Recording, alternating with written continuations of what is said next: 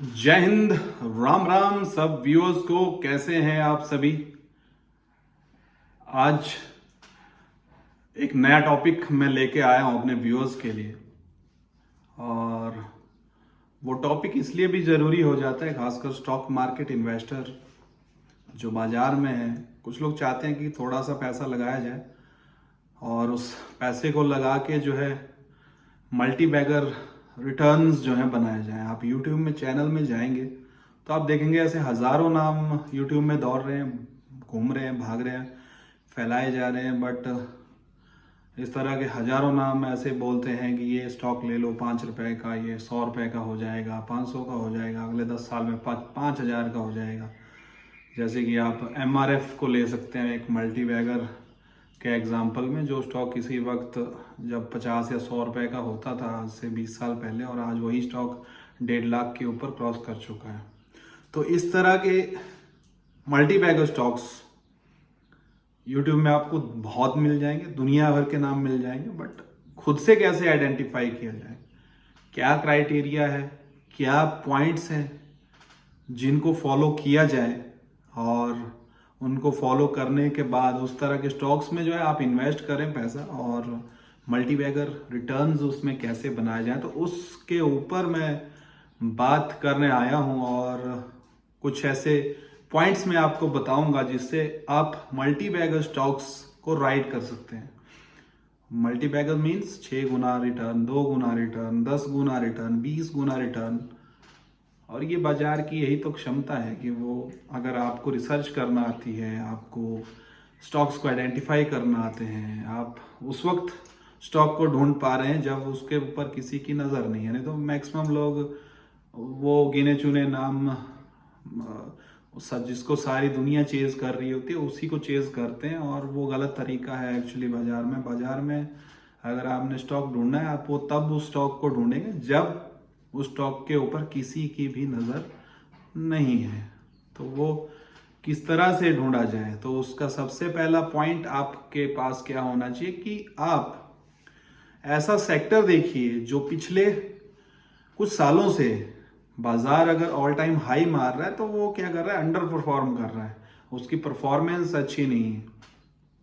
Sector bright है, जैसे for example artificial intelligence, infrastructure, IT का सेक्टर, और इसके अलावा फाइनेंस से रिलेटेड कोई सेक्टर। तो हजारों सेक्टर हैं शेयर बाजार के अंदर। आप किसी भी सेक्टर में जाइए तो वो सेक्टर आपने ढूंढना है, ऐसा सेक्टर ढूंढना है, डिफेंस का सेक्टर, तो वो सेक्टर आप ढूंढिए और उसमें देखिए कि वो सेक्टर जो है काफ़ी वक्त से अंडर परफॉर्म कर रहा है। उसका जो स्टॉक है वो अच्छा है, उसका फ्यूचर अच्छा है, बट वो भी अंडर परफॉर्म कर रहा है। जितना उसका प्राइस होना चाहिए था वो उतना प्राइस में अभी है नहीं। तो पहला पॉइंट तो आप ये नोट करिए। दूसरा पॉइंट, आप ये देखेंगे कि वो जो स्टॉक, जो आप पहले तो आपने सेक्टर ढूंढा, स्टॉक ढूंढा, उसके बाद आप ये देखेंगे कि उसकी मैनेजमेंट कैसी है, उस मैनेजमेंट को चलाने वाले जो लोग हैं वो कैसे हैं। क्या मैनेजमेंट, कोई ट्रस्ट इश्यूज तो नहीं है मैनेजमेंट में, या कोई ऐसा पुलिस केस हो या कोई फ्रॉड केस हो कंपनी के ऊपर, मैनेजमेंट के ऊपर, कि वो फ्यूचर में, जैसे आप अगर लेटेस्ट रिसर्च करेंगे तो ब्राइटकॉम ग्रुप, एक सेबी ने जिसको अभी बैन किया है, तो सेबी हमारा रेगुलेटर है और सेबी ने उसको बैन किया है, तो ब्राइटकॉम ग्रुप जैसा कोई सेक्टर आपको तो नहीं मिल जाएगा जो कल को जिसमें आपका पैसा फंस जाए। तो आपको सबसे पहले मैनेजमेंट देखनी है, वो ट्रस्ट इश्यूज नहीं होने चाहिए, अच्छी मैनेजमेंट होनी चाहिए। जैसे टाटा है, अदानी है, महिंद्रा है, बजाज है, रिलायंस है, तो इस तरह की मैनेजमेंट आप देखेंगे। तीसरा पॉइंट, मार्केट कैप सबसे जरूरी हो जाता है यहाँ पे, किसी भी कंपनी का मार्केट कैप देखना। वो मार्केट कैप कम से कम 500 करोड़ से ऊपर होनी चाहिए, और वो 5,000 करोड़ या मतलब 800,000 करोड़ से लेकर 5,000 करोड़ के बीच में उस कंपनी का मार्केट कैप होना चाहिए। इससे कम का आप मार्केट कैप वाली कंपनी में अपना पैसा इन्वेस्ट नहीं करो। तो वो एक इशू है सबसे मेन।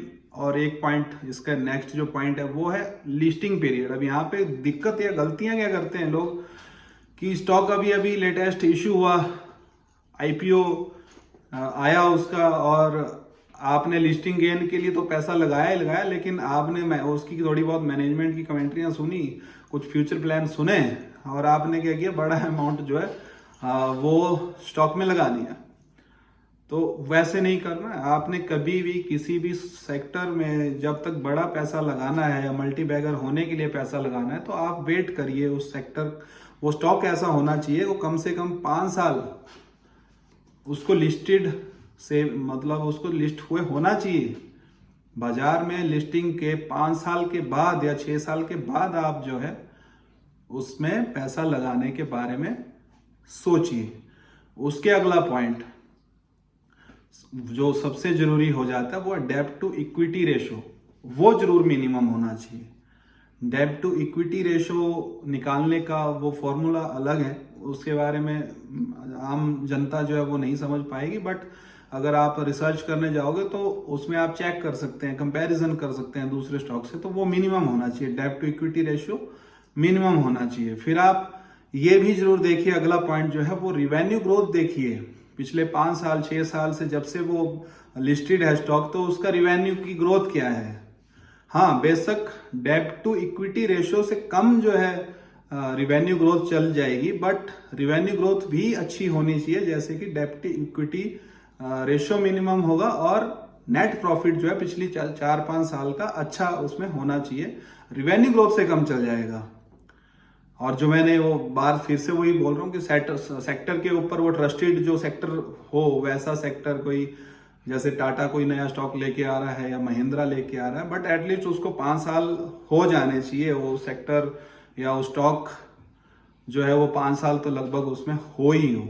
और इसमें अब प्रॉफिट, आप पैसा कैसे इन्वेस्ट करेंगे, आप पैसा इसमें आप SIP मोड में जा सकते हैं हर महीने। अगर आपके पास बड़ा पैसा नहीं है तो आप उसमें हर महीने तकरीबन अगले 2 से 3 साल तक 5-10 हज़ार की SIP करते रहिए उस स्टॉक में।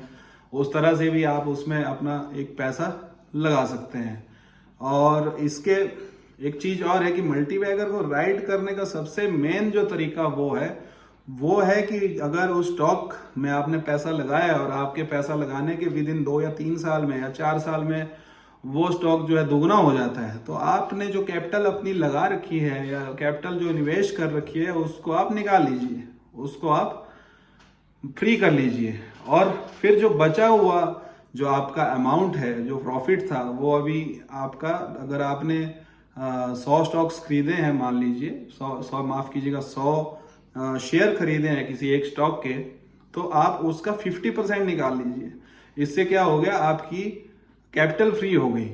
और जब आपकी कैपिटल फ्री हो गई उसके बाद आप उसको छोड़ दीजिए, अगले 10 साल के लिए, 15 साल के लिए, 20 साल के लिए आप उस पैसे को अपने, उस शेयर्स को अपने छोड़ दीजिए। और इस तरह से आप क्या कर सकते हैं, अगर वो फ्यूचर में वो स्टॉक मल्टी बैगर होता है, 20 गुना होता है, 30 गुना होता है, 30,000 गुना होता है, बाजार में अनलिमिटेड है रिटर्न्स। कोई स्टॉक अगर आज 20 पैसे का या 2 रुपए का या 20 रुपए का है, वो आने वाले वक्त में 1 लाख का भी हो सकता है, 2 लाख का भी हो सकता है। वो एंडलेस है, उसके बारे में नहीं कहा जा सकता है। तो उसको राइड करने का यही तरीका है जो मैंने आपको पूरे पॉइंट्स बताए हैं, ऊपर से नीचे तक। आप चाहे वो नोट कर लीजिए, चाहे याद रख लीजिए। तो इस तरीके से जो है आप एक मल्टी बैगर स्टॉक को फ्यूचर में खरीद सकते हैं और राइड कर सकते हैं, आइडेंटिफाई कर सकते हैं और अपने पैसे को दुगना तिगुना कर सकते हैं बाजार के अंदर। Thank you, bye.